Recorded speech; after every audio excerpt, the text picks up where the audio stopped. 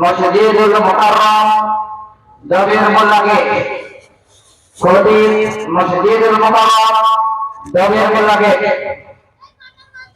বড় ভাইকে কোরআন হাদিস থেকে কিছু মূল্যবান কথা বলার জন্য অনুরোধ করছি।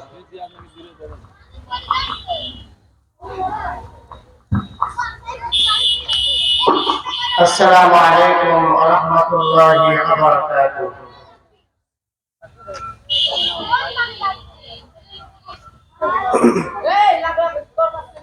ইন্নাল হামদালিল্লাহ নাহমাদুহু ওয়া নাস্তাঈনুহু ওয়া নাস্তাগফিরুহু ওয়া না'উযু বিল্লাহি মিন শুরুরি আনফুসিনা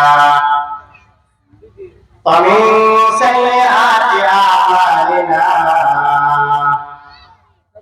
من يهده الله فلا مضل له ومن يضلله فلا هادي له ونشهد أن لا إله إلا الله وحده لا شريك له ونشهد أن سيدنا وسندنا وحبيب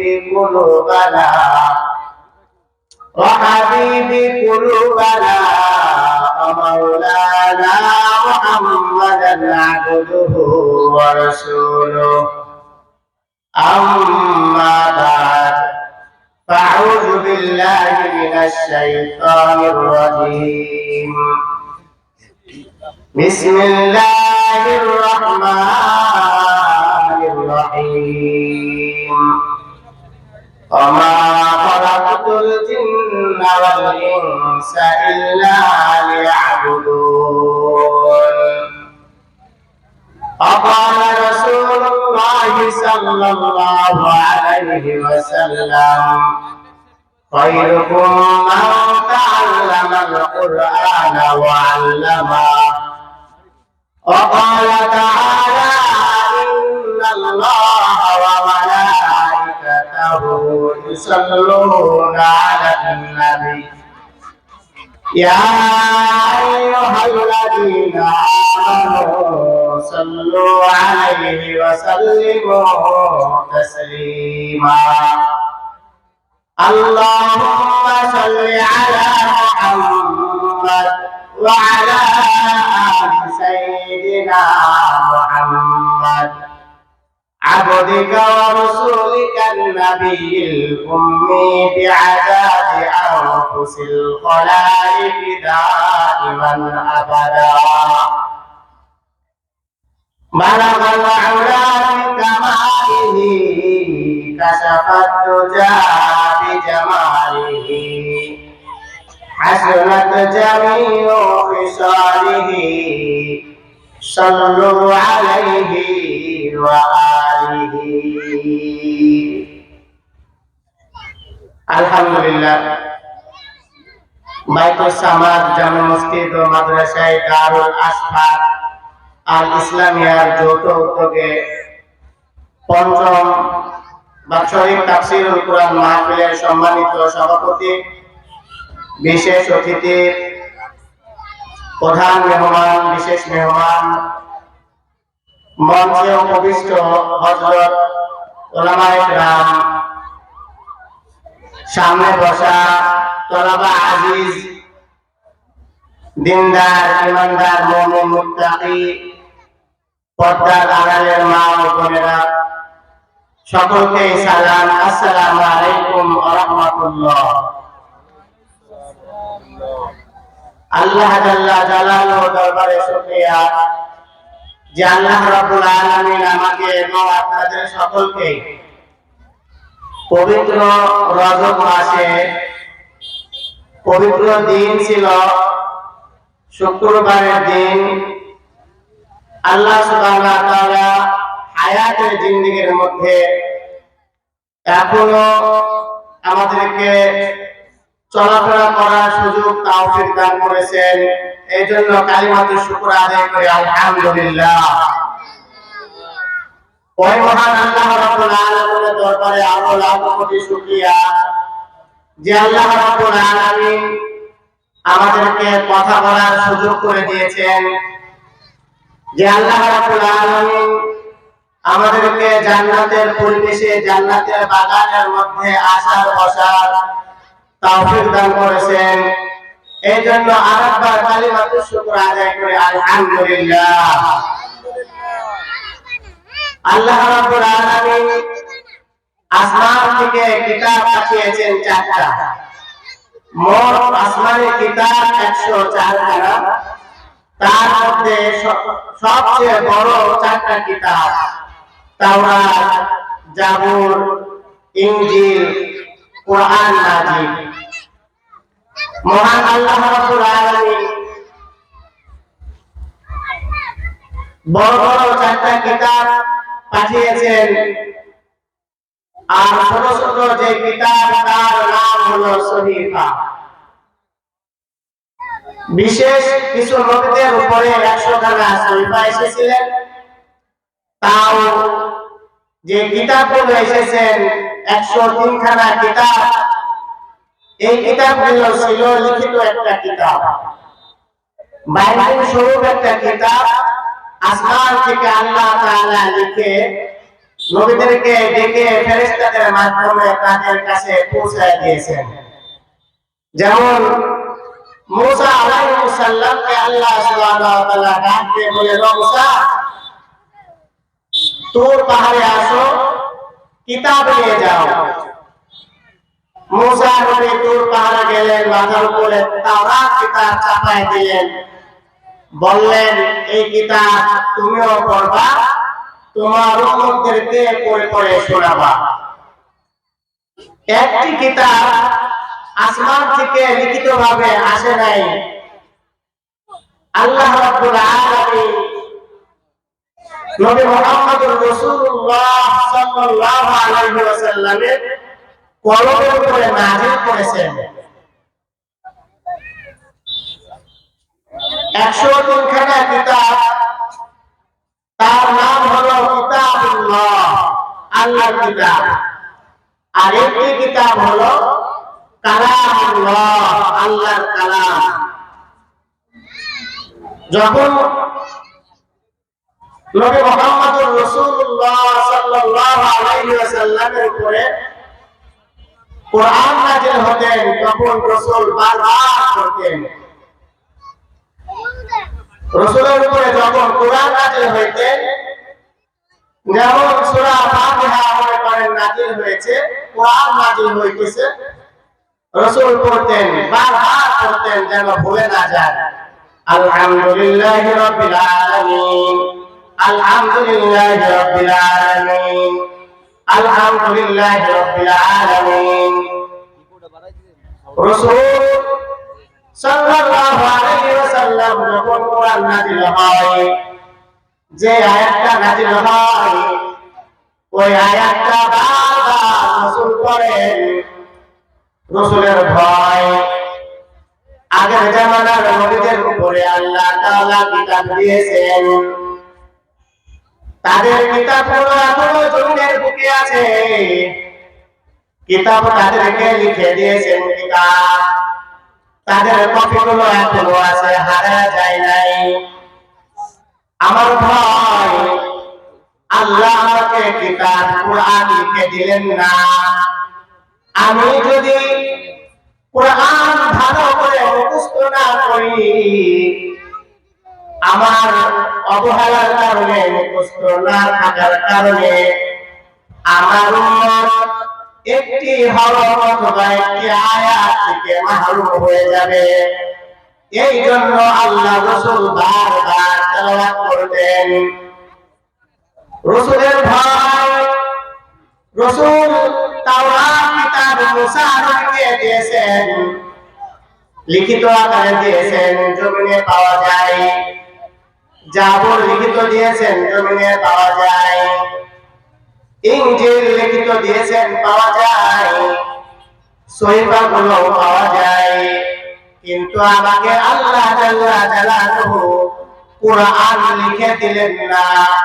সময়ের কারণে, সময় উপযুক্ত যখন যা প্রয়োজন আমার কলমের উপরে নাযিল করতেছে, আমি যদি ভালো করে মুখস্থ না রাখি, মুখস্থ না করি, তাহলে আমার উম্মত মাহরুম হয়ে যাবে। রাসূল সাল্লাল্লাহু আলাইহি ওয়াসাল্লাম ভয়তে বেশি বেশি তেলাওয়াত করতেন, পেরেশান হয়ে যাইতেন। মহান আল্লাহ জাল্লা জালালুহু রাসূলকে ডাক দিয়ে বলেন, দোস্ত আমার চিন্তার কোনো কারণ নাই, আমি কোরআনকে নিজের দায়িত্বে নিয়েছি। আমি কোরআনের দায়িত্ব পাহাড়কে দিতে চাইলাম, পাহাড় নিল না।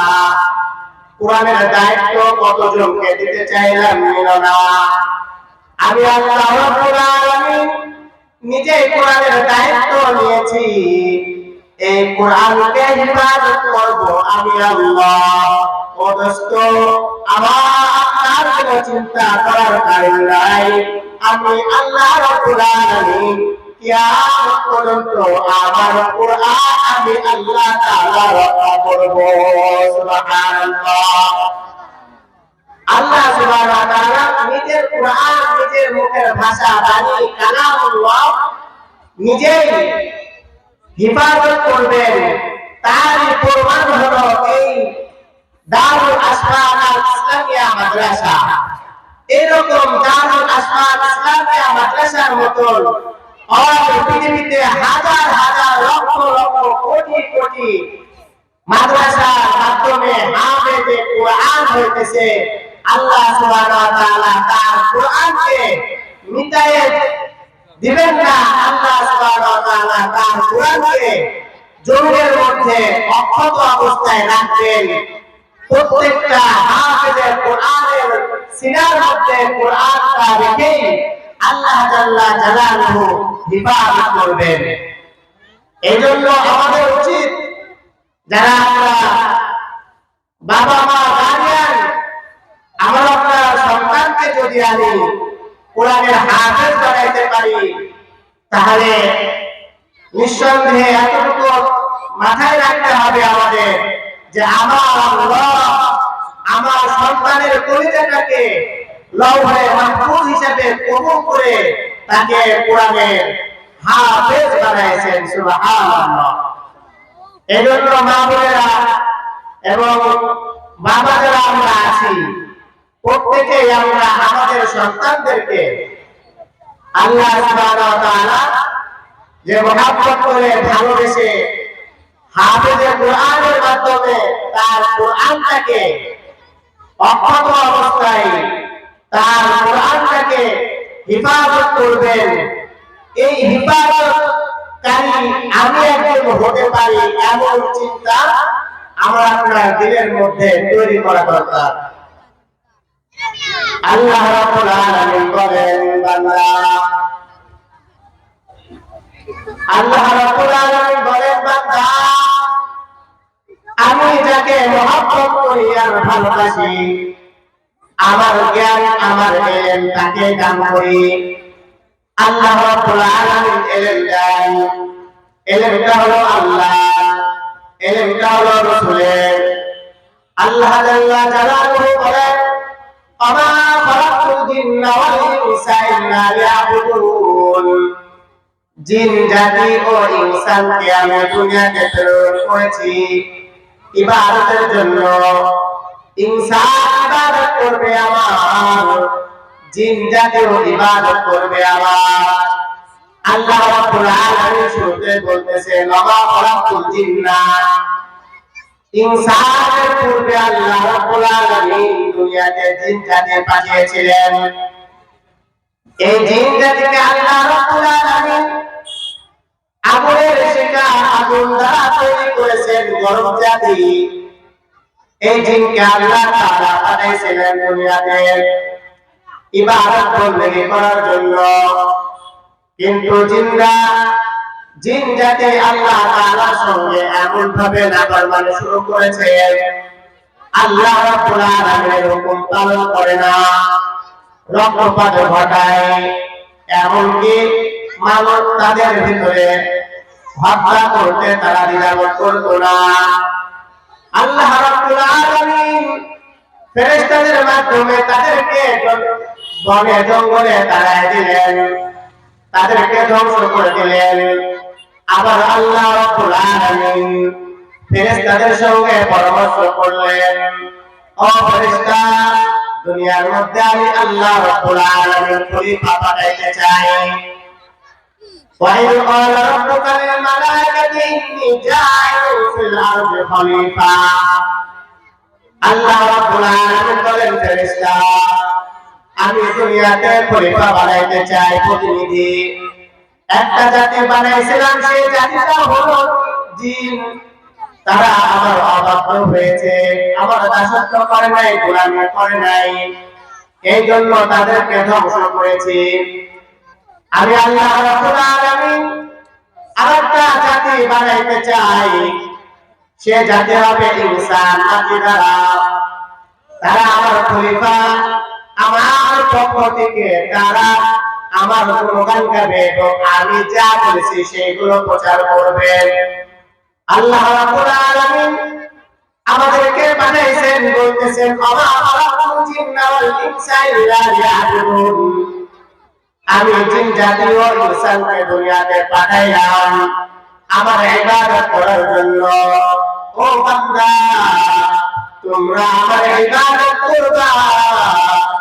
আমার ইবাদত করলে আমি আল্লাহ খুশি হয়ে জান্নাত দিয়ে দিব। ইবাদত গুলো কি? আল্লাহ রাব্বুল আলামিন অন্য জায়গায় বলেন, ইন্নাল্লাহা ইয়া'মুরু বিল আদলি ওয়াল ইহসান ওয়া ইতা'i যিল কুরবা ওয়া ইয়ানহা আনিল ফাহশা'i ওয়াল মুনকার ওয়া লাযিকরুল্লাহি আকবার।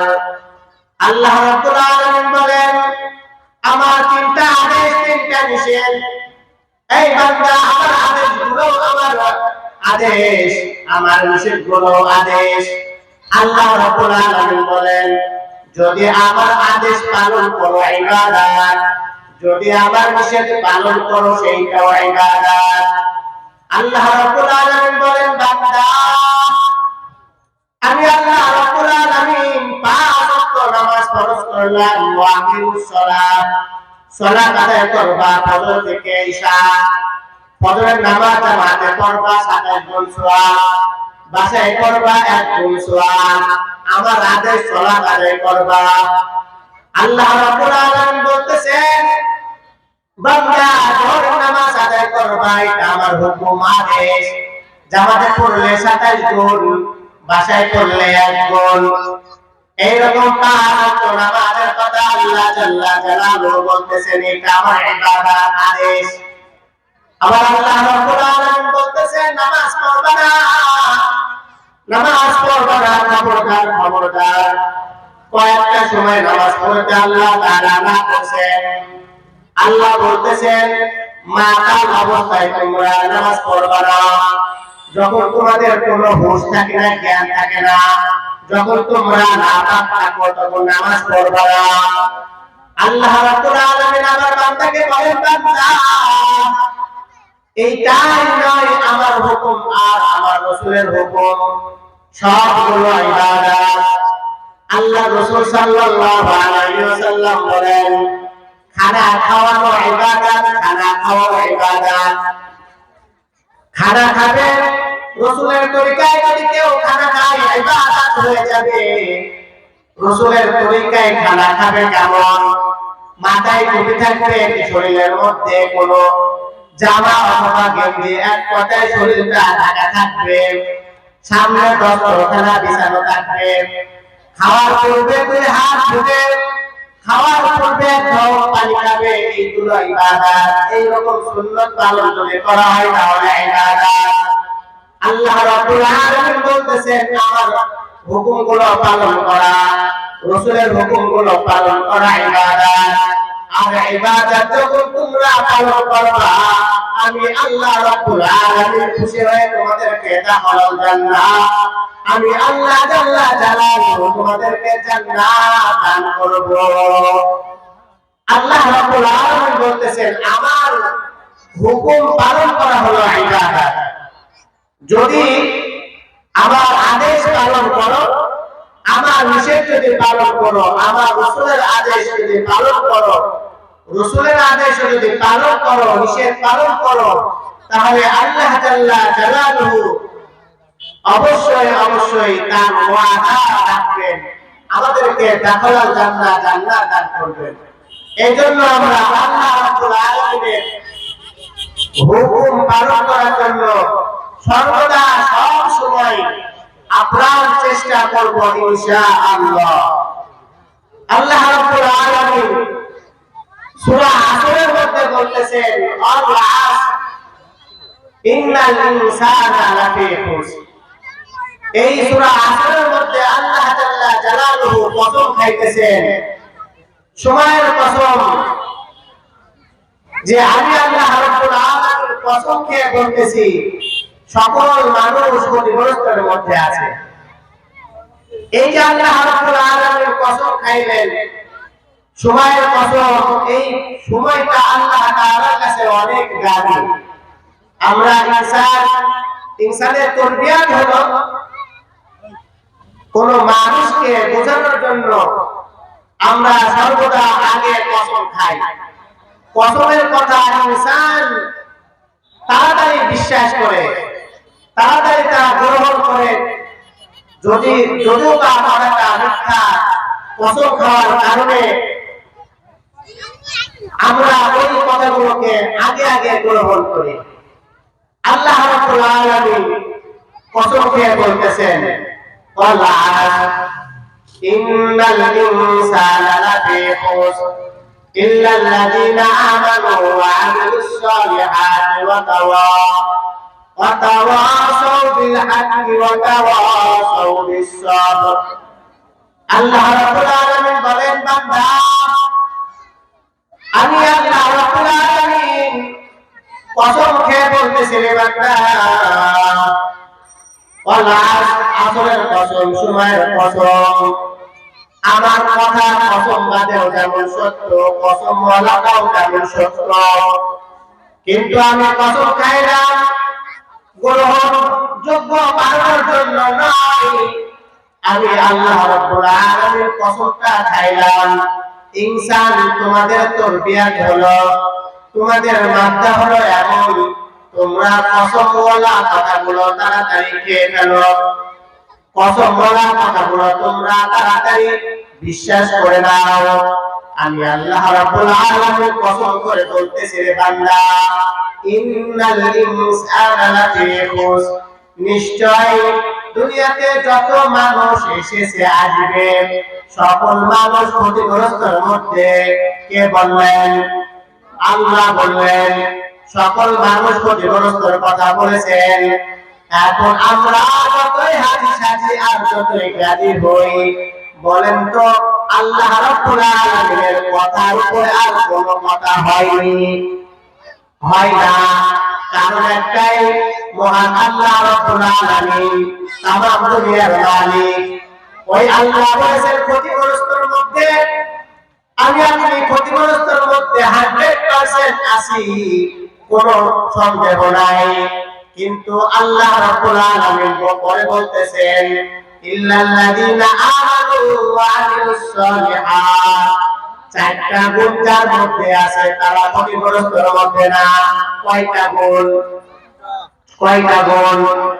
চারটা গুণের কথা আল্লাহ রাব্বুল আলামিন বলতেছেন, ইল্লাল্লাযীনা আমানু, যারা আমার উপরে ঈমান এনেছে। কার উপর?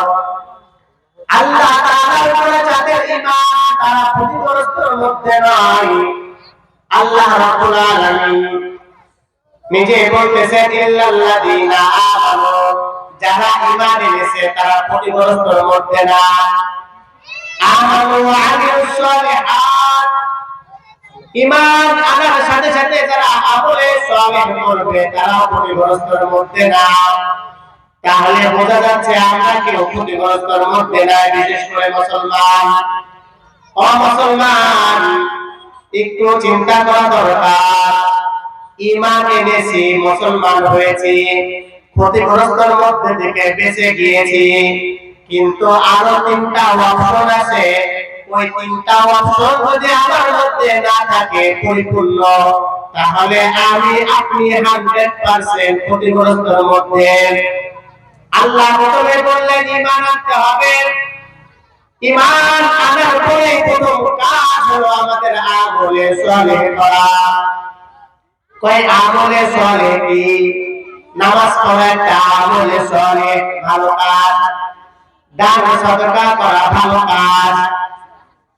মানুষদেরকে খানা খাওয়ানো ভালো কাজ। মাদ্রাসায় বাচ্চাদেরকে পড়ানো ভালো কাজ। মসজিদে আইসা তালিমে বসা ভালো কাজ। মানুষকে দিনের পথে ডাকা ভালো কাজ। জিহাদের ময়দানে জিহাদ করাও ভালো কাজ। অন্যায়ের প্রতিবাদ করাও ভালো কাজ। যত ভালো কাজ আছে সকল ভালো কাজ হলো আমলে সালেহ। আমি আপনি যদি এখন ইসলামের জন্য যদি ডাক দেয়, কোরআনের জন্য যদি ডাক দেয়, উলামা হযরত জিহাদের ময়দানে যাইতে হবে।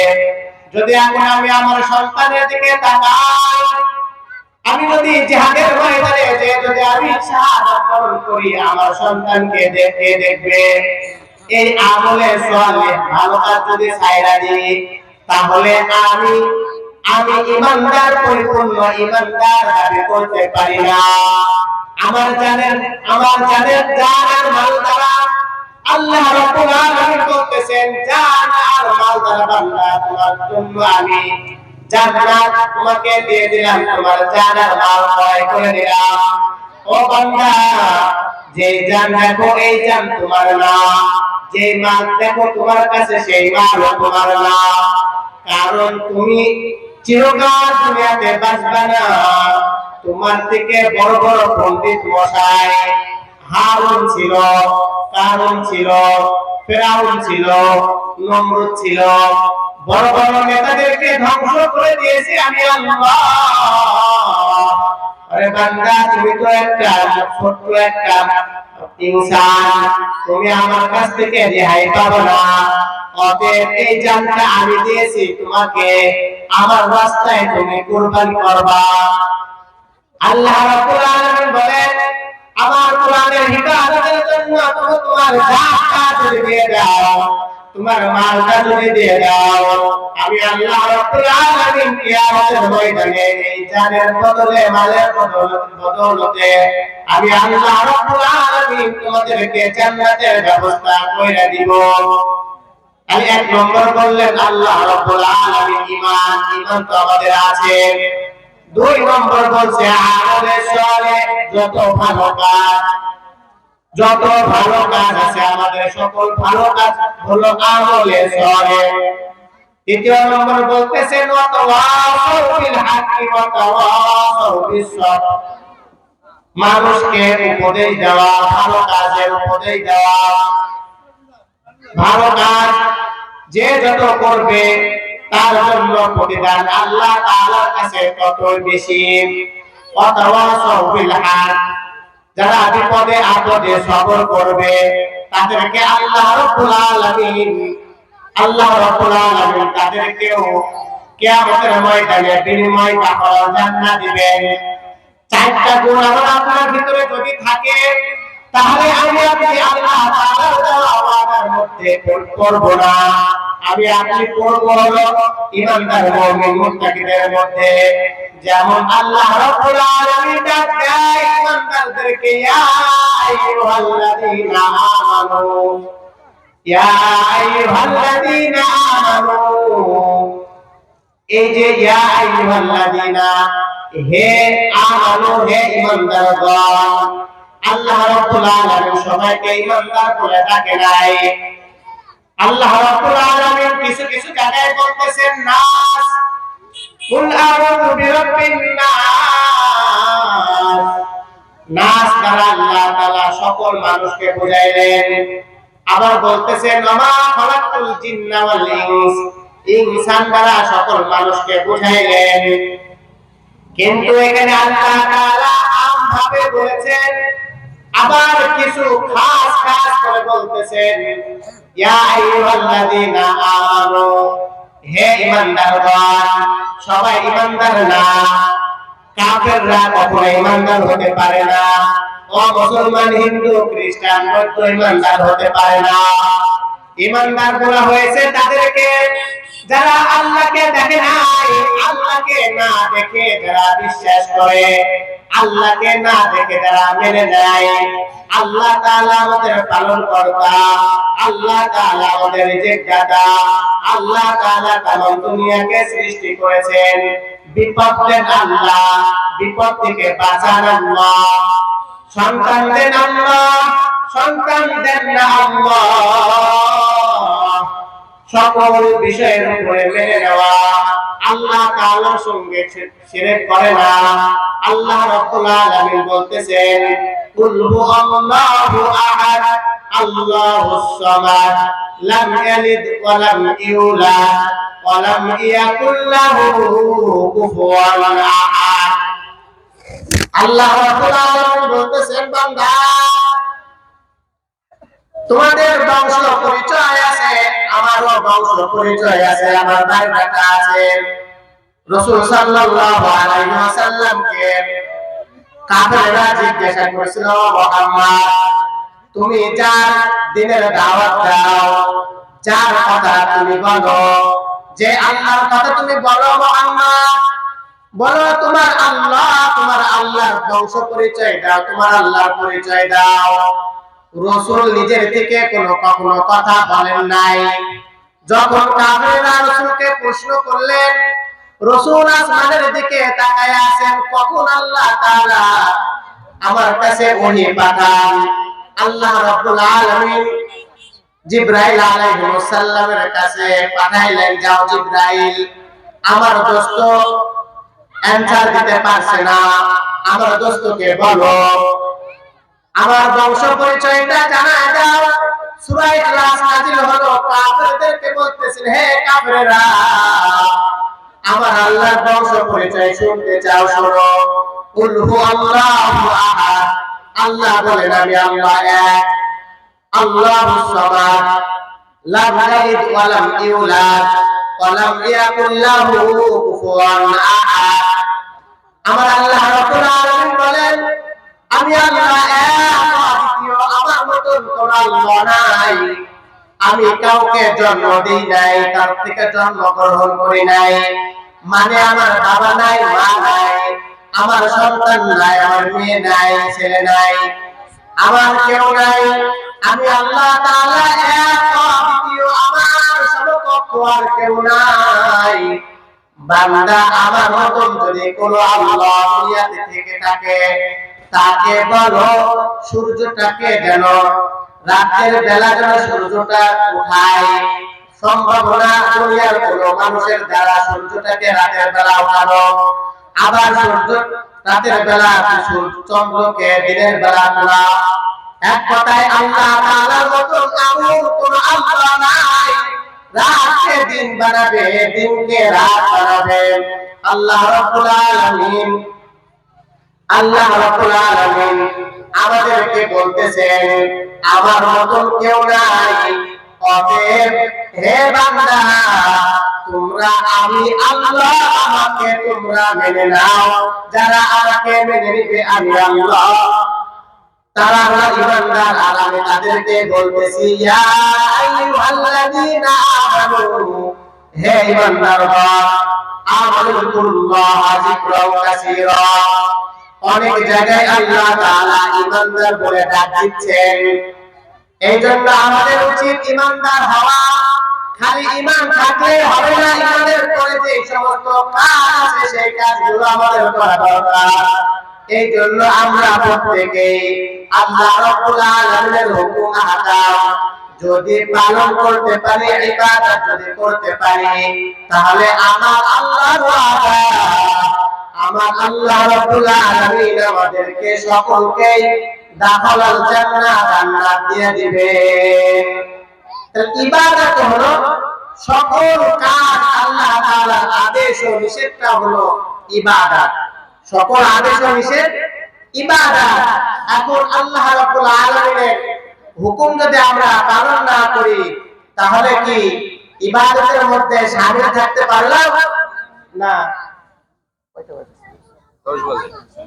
আলোচনা করুন 5 মিনিট। এইজন্য আমাদের প্রত্যেকের উচিত যে আল্লাহ যে আদেশ করেছেন, আল্লাহ রাসূল যে আদেশ করেছেন, এই আদেশ ও নিষেধ যদি আমরা পালন করতে পারি তাহলে ইবাদত। আর এই ইবাদত আল্লাহ তাআলার কাছে পছন্দ হলেই আল্লাহ রাব্বুল আলামিন আমাদেরকে জান্নাতের ঘোষণা করেছেন। এখন আমাদের চিন্তার একটা বিষয় যে ইবাদত যে নামাজ যে পড়ব, নামাজ ভাঙার কারণ হলো 19টি। এইটা এই আশফাক দারুল আশফাক আল ইসলামিয়া মাদ্রাসার ছোট ছোট যে তলাবা আজিজ আছে, তারা যে নামাজের মধ্যে কয়টা কাজ করলে যে নামাজ ভেঙে যায় এই বিষয়টা জানে, কিন্তু আমরা অনেক গার্জিয়ান বাবা আছে মা আছে জানি না। জানি নামাজে অশুদ্ধ পড়লে নামাজ হয় না, নামাজ ভাঙার প্রথম কারণ নামাজে অশুদ্ধ পড়া। তাহলে এই আল্লাহ তাআলা সবচেয়ে ভালো একটা ইবাদত আমি পালন করব, কিন্তু আমি অশুদ্ধ ইবাদতের কারণে আমার নামাজই হচ্ছে না, তাহলে তো আমার নামাজ পড়ে লাভ কি? এই চিন্তা আসে না? না ভাই, আমরা পড়তে পারি নাই, এখনো আমার বয়স আছে, সময় আছে, মৃত্যুর আগ পর্যন্ত সময় আছে। মাদ্রাসার কোন উস্তাদ মাদ্রাসায় এসে কোন একটা সময় মসজিদের ইমাম সাহেব মুয়াজ্জিন সাহেবের কাছে বসে এখনো কোরআন শিক্ষা করা যায়, যায় কি যায় না? যায়। ইতিহাস বলে এমন কিছুদিন আগে, বলতে অনেক দিন আগে, প্রায় 4-5 বছর আগে আমি পত্রিকায় দেখেছিলাম 52 বছর বয়সী এক আল্লাহর বান্দা মুরব্বী মানুষের কোরআনের হাফেজ হয়েছে। সুবহানাল্লাহ, কোরআনের হাফেজ হয়েছে 52 বছর বয়সে। এটা তো আল্লাহ তাআলার নমুনা যে বান্দা তুমি বলো যে আমার জিহ্বা ঘরে না, হ্যাঁ ঘরবে না, ঠিক আছে, কিন্তু তুমি চেষ্টা করো, আমি আল্লাহ রাব্বুল আলামিন সহজ করে দিব। এইজন্য আমরা যারা জানি না আমাদের শিখতে হবে কি হবে না? অবশ্যই শিখতে হবে। যদি না শিখি তাহলে আমাদের পরিপূর্ণ ইবাদত পরিপূর্ণভাবে আসবে না। এইজন্য আমাদের সন্তানদেরকেও এরকম মাদ্রাসায় পাঠাইতে হবে, শিখাইতে হবে, যেন তার ইবাদতের মধ্যে কোনো ঘাটতি না থাকে, তার ইবাদতের মধ্যে যেন কোনো ভুল না থাকে। আমি আপনি কোনটা হালাল কোনটা হারাম আমি আপনি জানি না, কিন্তু এই মাদ্রাসা ছাত্রদের কাছে জিজ্ঞাসা করেন কোনটা হালাল কোনটা হারাম, যখন দাওরা পারে হবে আলেম হবে তখন হালাল আর হারাম সম্পর্কে তারা জানতে পারবে। এই জন্য আমি আপনাদেরকে উদাত্ত আহ্বান জানাবো, এখানে পাশেই মন করেন যে দেখেন 2টা রিসোর্ট বানিয়েছে, তাদের ব্যবসা প্রতিষ্ঠান, এখানে ছেলে মেয়ে উভয় এসে খালি গুনাহ কামাই করতেছে, গুনাহ আর গুনাহ, গুনাহ আর গুনাহ কামাই করে। কিন্তু এই মজলিস, এই মাদ্রাসা, রাসূল বলেছেন এইটা হলো জান্নাতের বাগান, জান্নাতের বাগান বলেছেন রাসূল মাদ্রাসাকে। এখানে যে একটা মাদ্রাসা হয়েছে, মসজিদ হয়েছে, এই মহল্লার জন্য এটা রহমত স্বরূপ।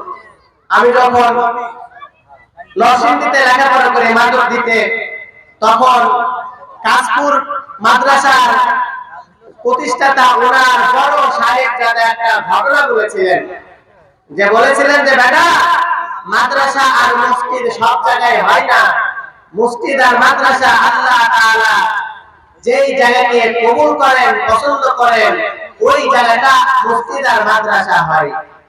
তার মানে আপনাদের এই এলাকাবাসীর খাস আল্লাহ তাআলার একটা রহমত যে এখানে আল্লাহ তাআলা দ্বীনি একটা মাদারিস ও আল্লাহ তাআলার ঘর একসঙ্গে দুইটা, লা ইলাহা ইল্লাল্লাহ মুহাম্মাদুর রাসূলুল্লাহ, যেখানে আল্লাহর নাম সেখানে মুহাম্মাদের নাম, যেখানে আল্লাহর ঘর তার সাথেই হলো কি রাসূলের ঘর। এইটা আপনাদের জন্য নিয়ামত, এই নিয়ামত অস্বীকার করার সুযোগ নাই। আর এই নিয়ামতের কদর করেন, নিয়ামতকে ভালোবাসেন, এই নিয়ামতের দিকে তাকান।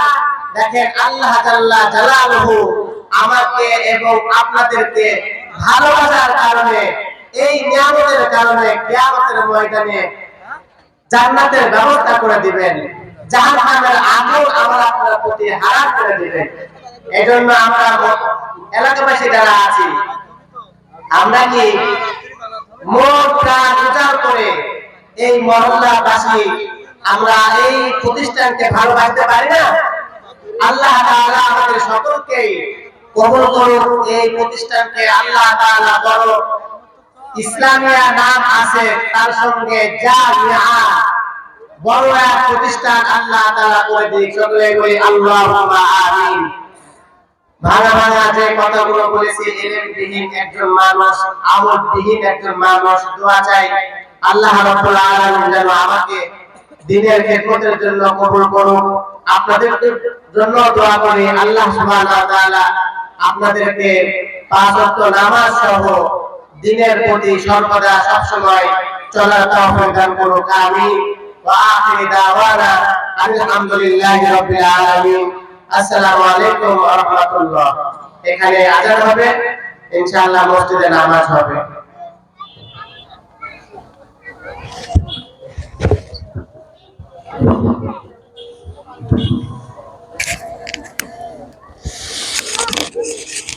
আল্লাহু আকবার।